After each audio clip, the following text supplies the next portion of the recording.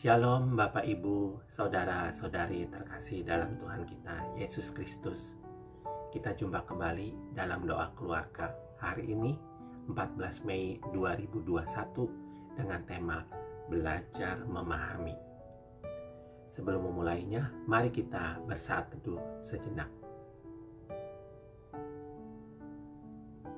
Lagu pembuka, mari kita menyanyikan lagu Tuhan Melihat Hati.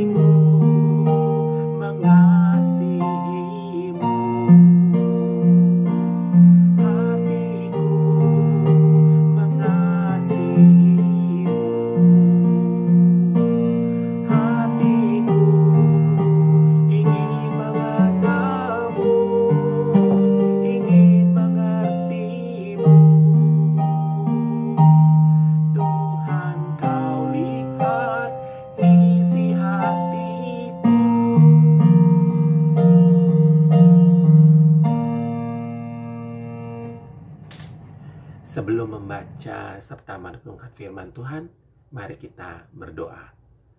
Terima kasih Bapa Surgawi, kesempatan kami untuk membaca serta merenungkan firman-Mu pada hari ini. Kiranya Kau hadir di antara hati kami, sehingga firman-Mu dapat meresap ke dalam hati kami dan boleh berguna serta menjadi pedoman bagi kehidupan kami di hari-hari selanjutnya. Terima kasih Bapa atas firman-Mu, dalam nama Yesus kami meminta. Amin. Shalom Bapak Ibu Saudara sekalian, kita berjumpa dalam doa keluarga Jumat 14 Mei 2021. Mari sama-sama kita buka Alkitab kita dari Roma pasal 2 ayat 1-8. Roma 2, 1-8, saya akan bacakan buat kita semua. Hukuman Allah atas semua orang. Karena itu hai manusia, siapapun juga engkau yang menghakimi orang lain, engkau sendiri tidak bebas dari salah. Sebab dalam menghakimi orang lain, engkau menghakimi dirimu sendiri.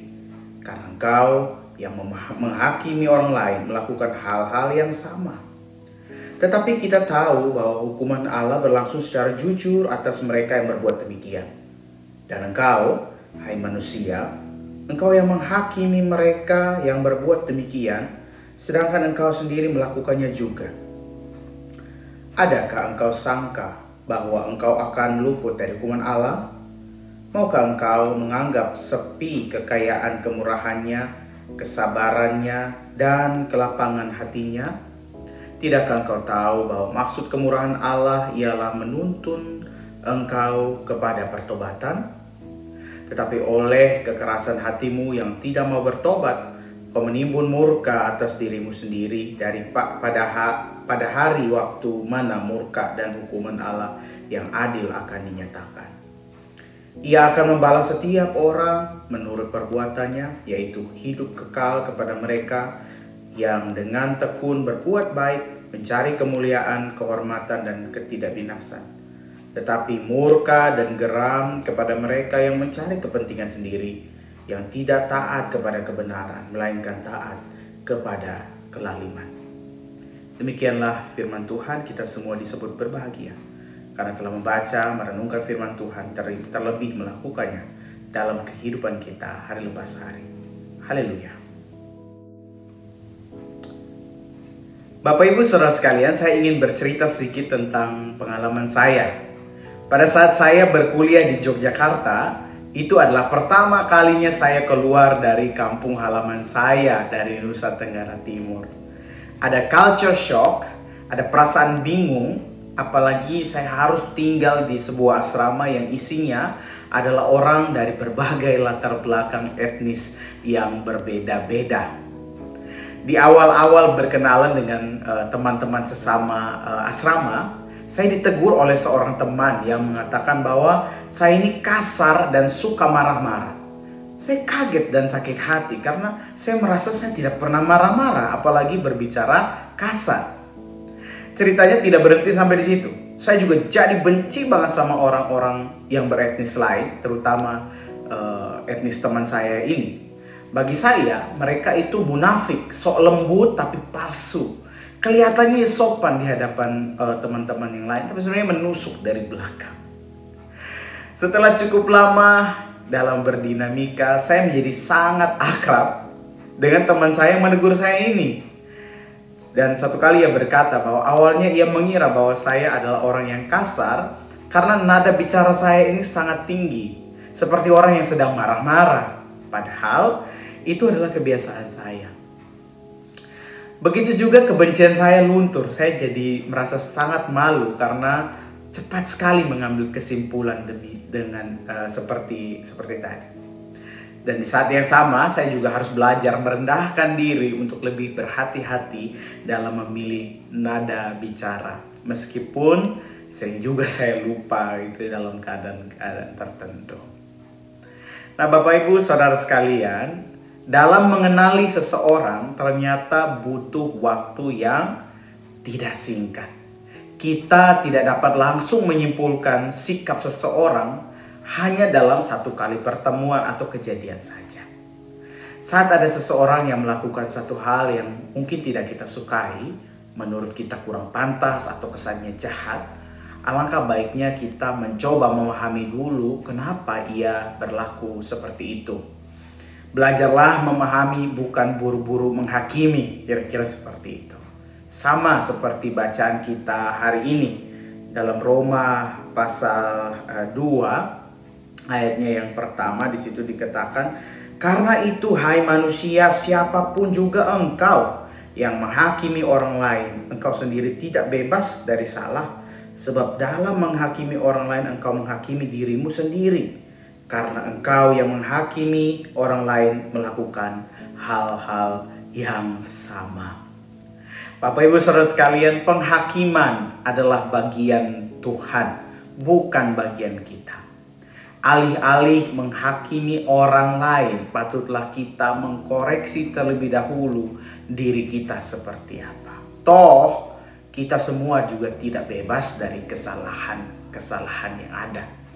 Dan seperti ayat bacaan kita, hanya karena kekayaan kemurahan Tuhan, kesabarannya dan kelapangan hatinya Tuhan saja kita bisa mendapatkan pengampunan. Tentu kita mau ya supaya orang lain mau memahami kita, bukan?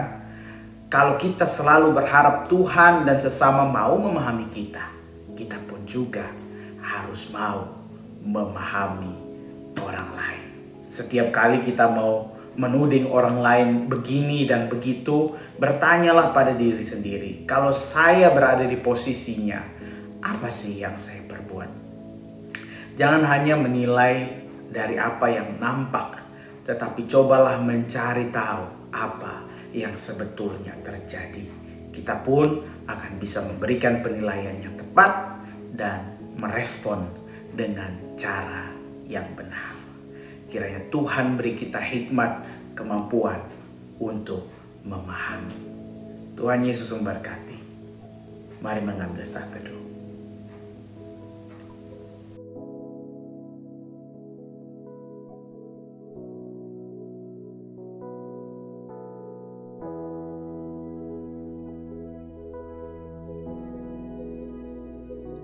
Bapak Ibu yang kasih dalam Tuhan Yesus Kristus, mari kita setelah kita mendengarkan firman, mari kita berdoa syafaat bersama-sama. Mari kita berdoa. Bapa kami yang ada dalam surga, kami mengucap syukur ya Tuhan bahwa Tuhan telah beserta dengan kami juga melewati kemarin, di mana kemarin hari kenaikan Tuhan ke surga. Ya Tuhan, kami juga berdoa bagi teman-teman kami, saudara-saudara kami, tetangga kami yang juga merayakan hari Lebaran Idul Fitri ya Tuhan. Kiranya Tuhan juga akan beserta dengan mereka. Mereka merayakan kemenangan setelah sebulan berpuasa. Kami biarlah Tuhan juga akan senantiasa beserta dengan mereka ya Tuhan.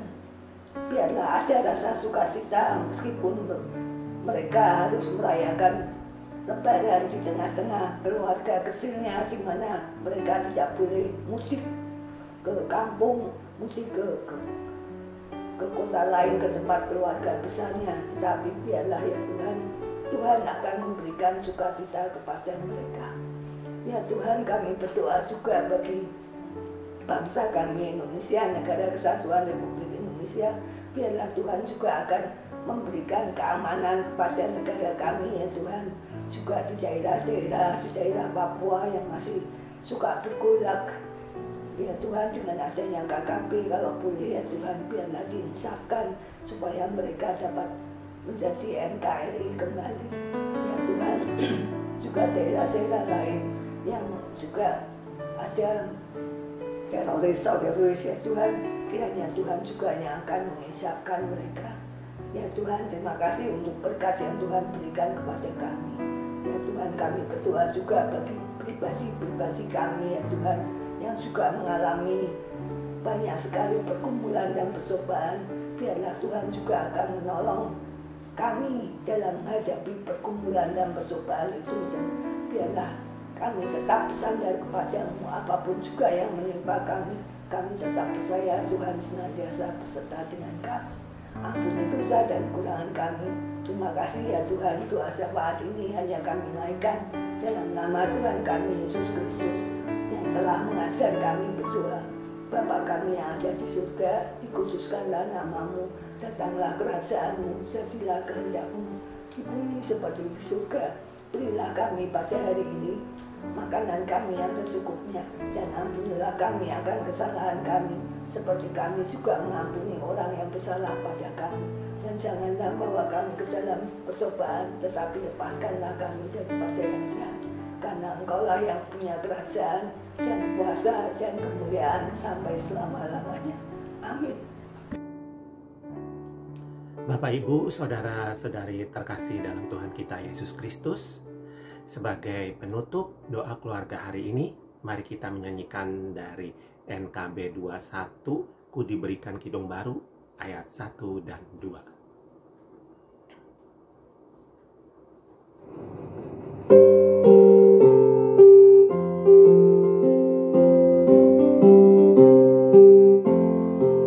Ku diberikan kidung baru oleh Yesus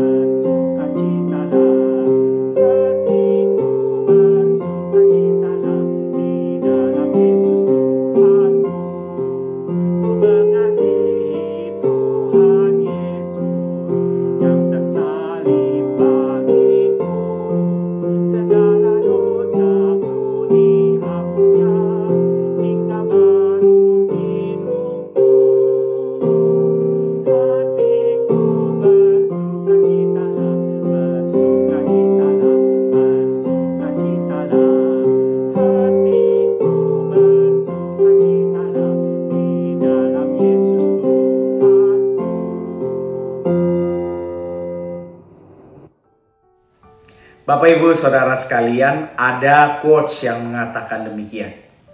Orang-orang yang berhenti belajar akan menjadi pemilik masa lalu. Sedangkan orang yang masih terus belajar adalah pemilik masa depan. Mari sama-sama kita terus belajar dalam memahami orang lain, juga memahami Tuhan Yesus. Tuhan memberkati kita semua. Shalom.